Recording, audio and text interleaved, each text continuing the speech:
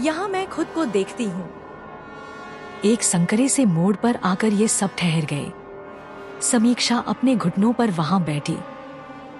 ये जगह, यही मैं अक्सर खुद को नाखूनों से जमीन खोदते हुए देखती हूँ। मोबाइल के टॉर्च की रोशनी उस जगह पर पड़ते ही मानो तीनों हिल गए।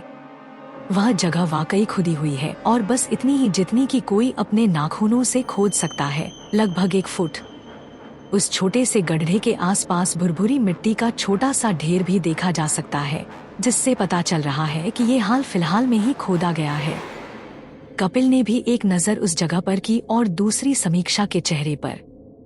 वह कुछ कहने को था कि अचानक उस खामोश गुफा के किसी अंदरूनी सिरे से सैकड़ों चीखें गूंजने लगी। इन तीनों के बदन में कन्नड़ सा दौड़ गया। समीक्षा और कपिल तुरंत उठ खड़े हुए। ये चीखें आदमियों की है। वह मदद के लिए पुकार रही हैं और साथ ही जैसे इन्हीं की ओर दौड़ते हुए आ रही हैं। भागो यहाँ से। कपिल नेहा का हाथ पकड़कर एक तरफ भागने लगा। समीक्षा उन सब से कुछ पीछे रह गई। कपिल रुको, तुम गलत जा रहे हो। समीक्षा चिल्लाई। केवल वही यहाँ का नक्शा जानती है। यहाँ ज्यादा गलियां तो नहीं हैं, लेकिन 2-4 मोड़ हैं जो भ्रमित कर सकते हैं। कपिल रुक गया, लेकिन नेहा वहाँ नहीं। और पल भर में नेहा इनसे अलग हो चुकी थी।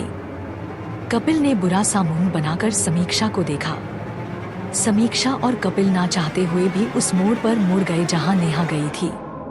अब उन चीखों की आवाजें नहीं आ रही हैं और ना ही उन कदमों की, लेकिन हाँ, इन दोनों को एक दूसरे की दिलों की धपाक धपाक जरूर सुनाई दे रही होगी। गुफा इन दोनों की सांसों की सरसराहट से जीवित सी हो गई है। नेहा, कपिल ने सहमते हुए आवाज दी। 1 सेकेंड में ऐसे कहाँ चली गई कि उसे हमारी आवाज तक नहीं आ रही।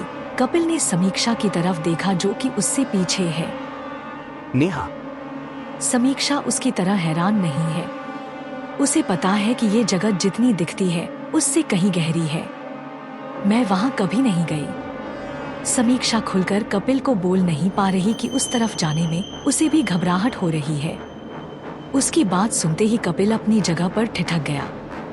मैं जाकर देखती हूँ, तुम यहीं रुको। समीक्षा को इस अंधेरे में चक्कर से आ रही हैं।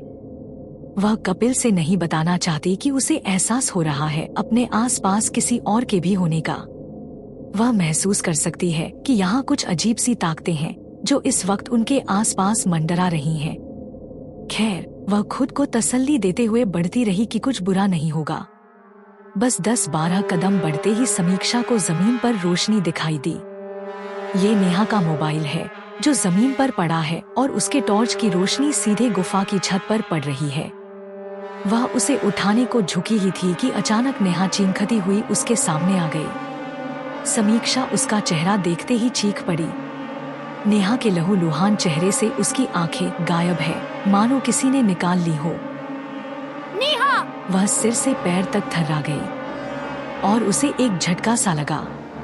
सर्द हवा में कोहरा और घना हो गया है और हवा के मध्यम झोंके उसे अपने साथ बहाकर दूर ले जा रहे हैं। चांद की ठंडी चांदनी बढ़ते अंधेरे के बीच और निखर गई है। समीक्षा की तंद्रालु पलकें झपझपाई। खुले आसमान में बिखरे वह चमकीले बिंदु और तेज चमकने लगे हैं, लेकिन कोहरे के झिल्ले पर्दे के पीछे कुछ धुंधले से दिखाई पड़ रही हैं। समीक्षा के कंधे से लटकी शाल नमी से लगभग भीग चुकी। उसने अपने चारों ओर नजर घुमाई। कुछ देर पहले वह यहाँ छत के इस कोने पर आ बैठी थी और उसी बीच शायद उसकी आंख लग गई। चेहरे पर आ रहे बालों को उंगली से कान के पीछे करते हुए। क्या मैं सपना देख रही थी? वह बुदबुदाई। हाँ, लेकिन कल ये सच हो सकता है। वही दिल को छू लेने वाली आवाज, हमेशा की तरह बेहद शांत और सधी हुई। समीक्षा की नजर उस आवाज की दिशा में उठ गई। उसके ठीक सामने छत के एक दूसरे कोने से कमर टिकाए खड़ा है आकाश। आज एक बार फिर उसका दिल धड़कना भूल गया। धुंध के महीन पर्दे के पीछे उसका वह लुभावना व्यक्तित्व, कोई फरिश्ता जमीन पर उतर आया हो जैसे।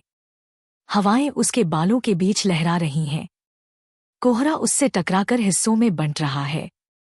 समीक्षा को यकीन नहीं हो रहा कि वह उसके सामने है, वह भी बस कुछ कदमों की दूरी पर। रात के 1 बजे यहाँ छत पर अकेली क्या कर रही हो? ढीले ढाले अंदाज में टहलता सा वह उसके पास आया और एक घुटने पर उसके सामने बैठ गया। समीक्षा की सांस अटक गई। अनायास ही उसने अपने घुटनों को सीने के पास सिकोड़ लिया, थोड़ा और सिमट कर बैठ गई। मैं अब तक सपना ही देख रही हूँ। संदेह के साथ उसे ताड़ते हुए समीक्षा ने सवाल किया। नहीं, अब तक देख रही थी।